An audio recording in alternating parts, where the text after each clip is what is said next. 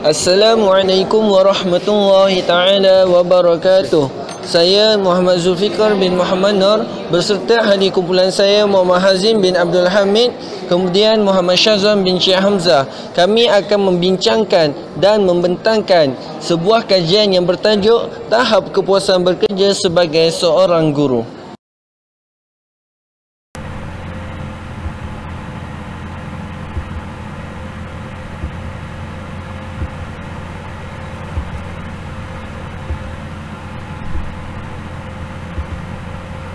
Pada slide yang kedua ini kami akan membincangkan faktor yang menyumbang kepada kepuasan bekerja sebagai seorang guru.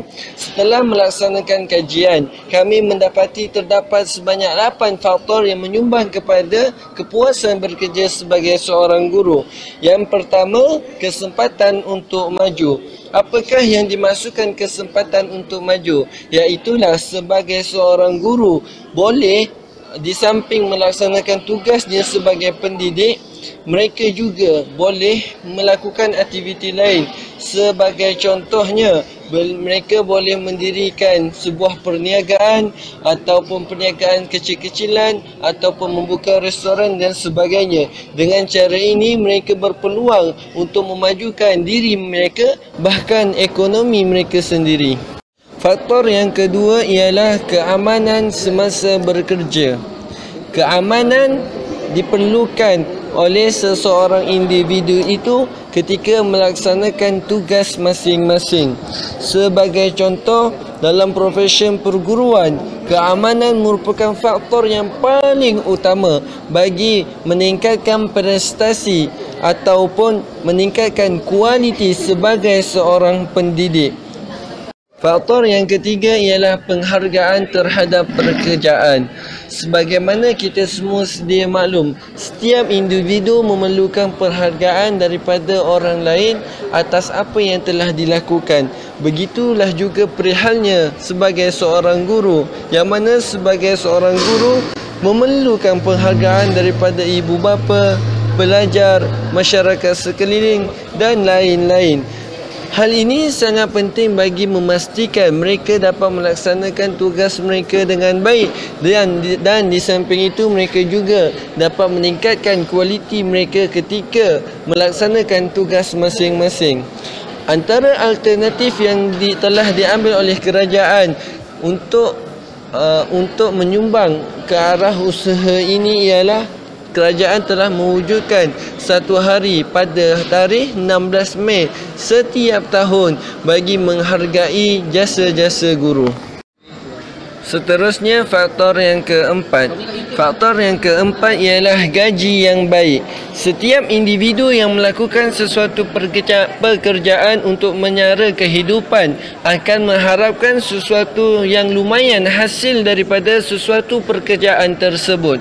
Kerajaan telah melaksanakan pelbagai inisiatif akan imbuhan yang akan diberikan kepada guru saban tahun bagi menghargai jasa mereka yang telah mendidik anak bangsa sehingga menjadi orang yang berjaya.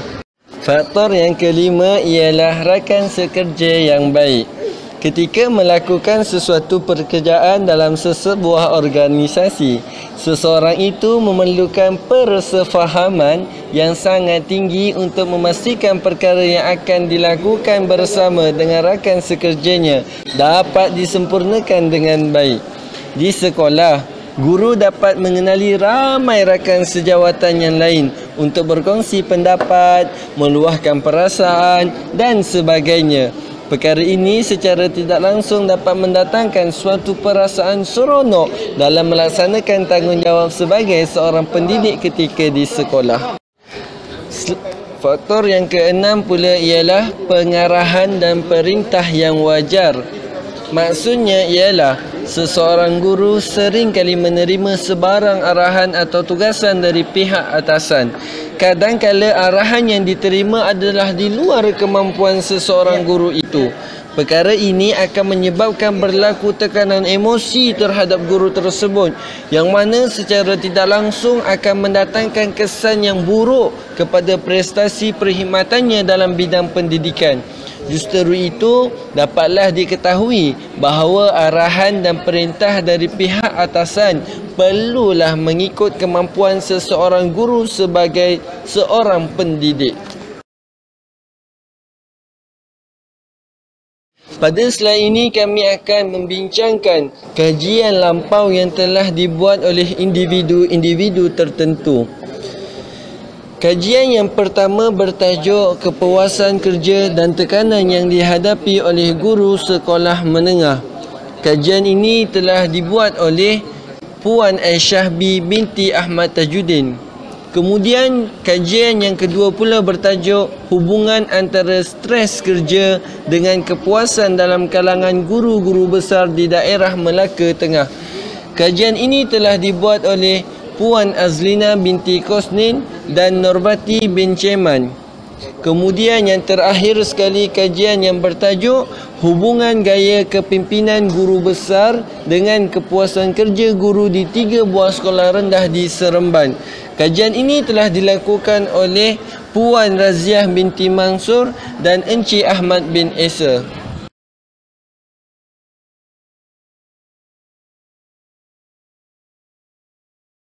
Kajian yang kami jalankan mengandungi 3 objektif. Yang pertama, objektif kami ialah meneroka tahap kepuasan bekerja sebagai seorang guru. Sementara objektif yang kedua pula ialah meneroka faktor-faktor yang menyumbang kepada kepuasan bekerja sebagai seorang guru. Dan akhir sekali objektif kami ialah meneroka sejauh mana tahap kepuasan bekerja memberi impak kepada kualiti perkhidmatan sebagai seorang guru. Slide yang kelima ini akan membincangkan perkara yang berkaitan metodologi kajian. Dalam menyempurnakan kajian ini, kami telah menggunakan beberapa kaedah bagi memastikan setiap tugasan dan arahan yang diberi dapat dilaksanakan dengan baik.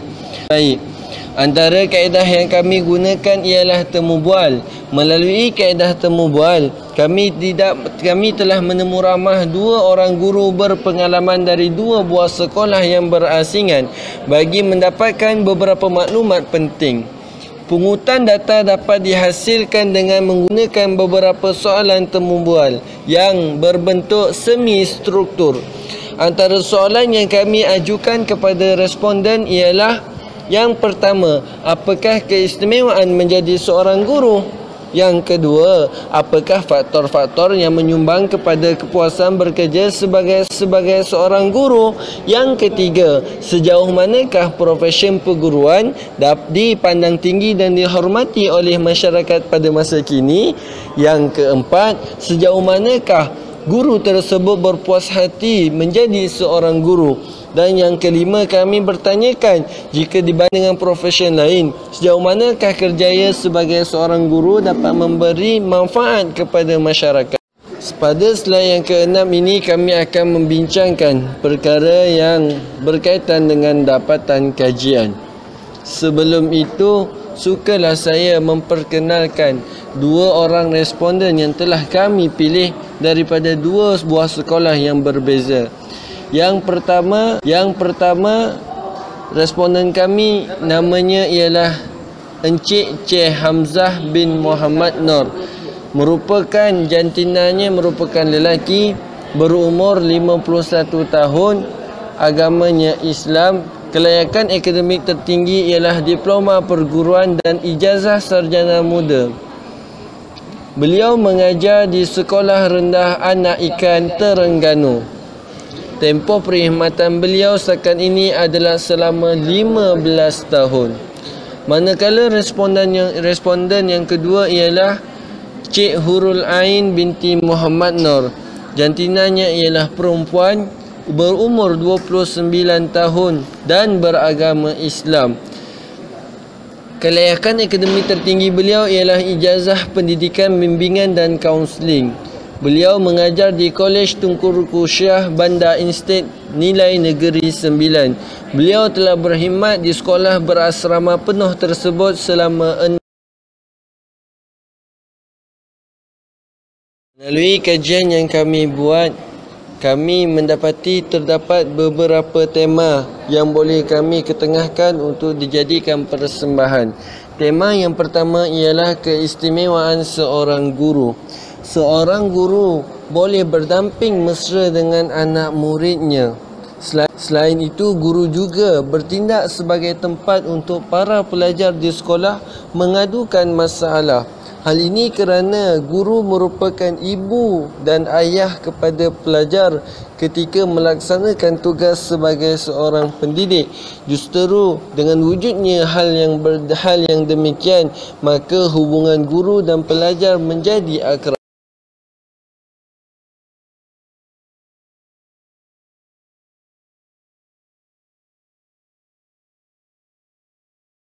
Tema yang kedua ialah profession perguruan dipandang tinggi.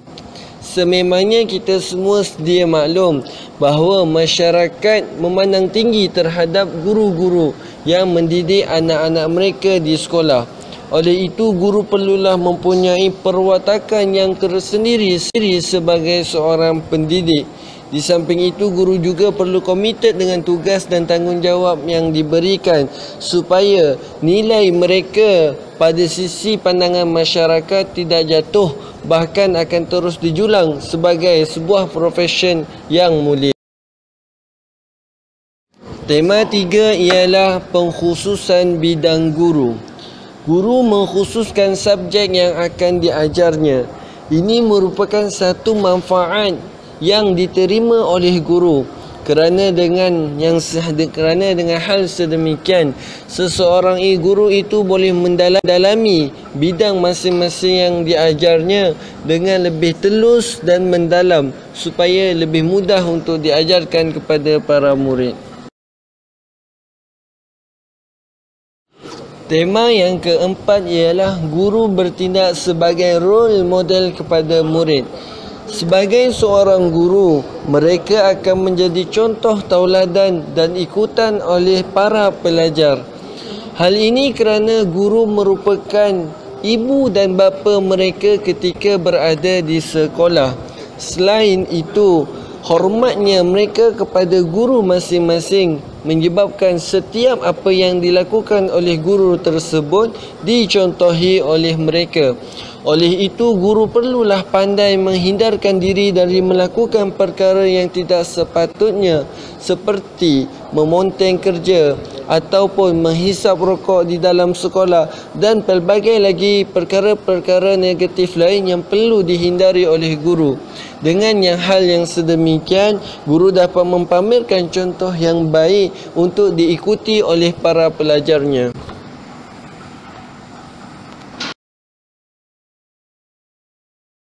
Tema yang kelima ialah cabaran sebagai seorang guru. Kita semua sedia maklum, dewasa ini guru memainkan peranan yang sangat penting dalam mendidik anak-anak bangsa supaya menjadi orang yang berguna pada masa hadapan.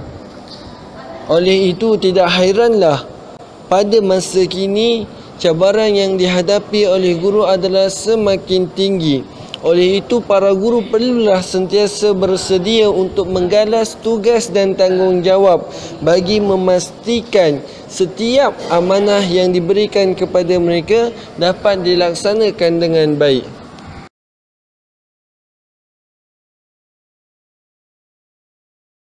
Rumusan yang kami dapat buat melalui kajian ini ialah yang pertama, kepuasan bekerja sebagai seorang guru memberikan kesan kepada kualiti perkhidmatan yang akan diberikan oleh seseorang guru tersebut. Yang kedua, profession perguruan ini masih lagi dipandang mulia dan dipandang tinggi oleh masyarakat sekeliling.